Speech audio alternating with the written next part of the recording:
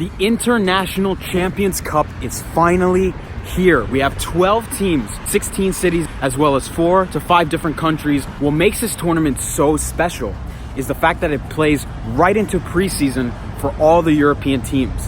And it's right in mid-season for most Major League Soccer teams here in the United States. I had an amazing opportunity to visit the ICC launch event in New York City at 107 Grand Street this Friday. This small Manhattan gallery was the place for the launch of this year's International Champions Cup. One of the major attractions of the ICC launch event was actually the release of exclusive memorabilia collaborated with the ICC with artist Daniel Arsham. Arsham, a New York City-based artist, collaborated with the Cup to create a limited run of exclusive merchandise, from soccer balls to jerseys, to celebrate the event. Known for his use of different mediums to create daring illusions of architecture, all merch was handmade and promoted the idea of what soccer might look like over time, eroding like crystals in huge slabs of rock. I got to photograph and buy some of his merchandise, exclusive merchandise that was first come, first serve. Spanning from March 27th to the 29th, it was kicked off to a private crowd of media personalities, former legends of the game, and news outlets for coverage. 2 public events followed, where fans got up close and personal to the players, the guest panels, and they saw the fusion of New York City fashion and art culture and soccer coming to life. But of course, the main attraction was the panels. One applause.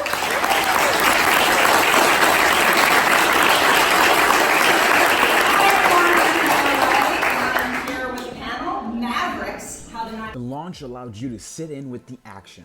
Former internationals spoke like David Arbeloa, Diego Forlan, Christian Vieri, Lothar Matthäus, Kobe Jones, the list goes on.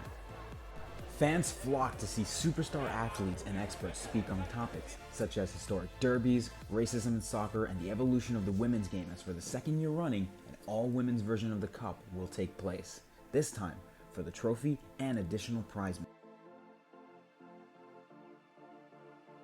And why is it exactly important, especially at this time and age in the growth of women's soccer? I even got to ask the racism panel about a certain question towards their careers about racism in their lives. Has there been any acts of racism towards all 3 of you, that have been so violent as for you to question the club you play for, the team you play for, or even question playing the sport itself? And how did you deal with it?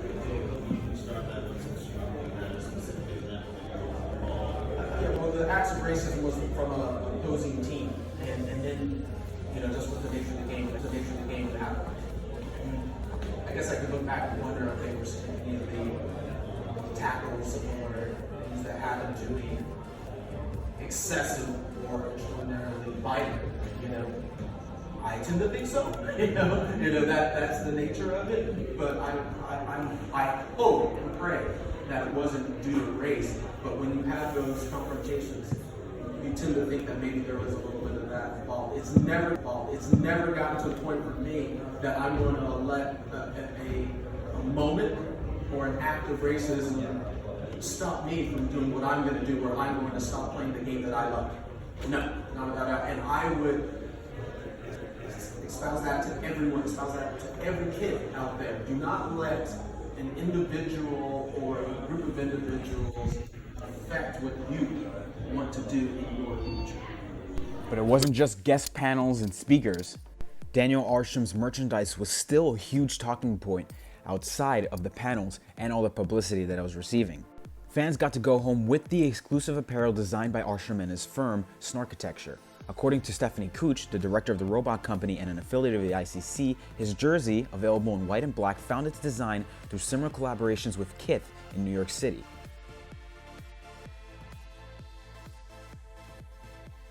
But nothing prepared me for the giveaways. The Cup was giving away signed jerseys to guests, and I was the lucky recipient of a Bayern Munich signed jersey by 2010 World Cup winner and current player Javi Martinez. I then found myself in front of Bayern Munich legend Lothar Matthäus, who was there for publicity, meeting Bayern Munich fans, and he later got to sign my jersey in front of paparazzi as well. It's a moment I will never forget. I found myself leaving that launch with a newfound excitement about the event, and I can't wait for what the whole tournament and the women's tournament as well has in store.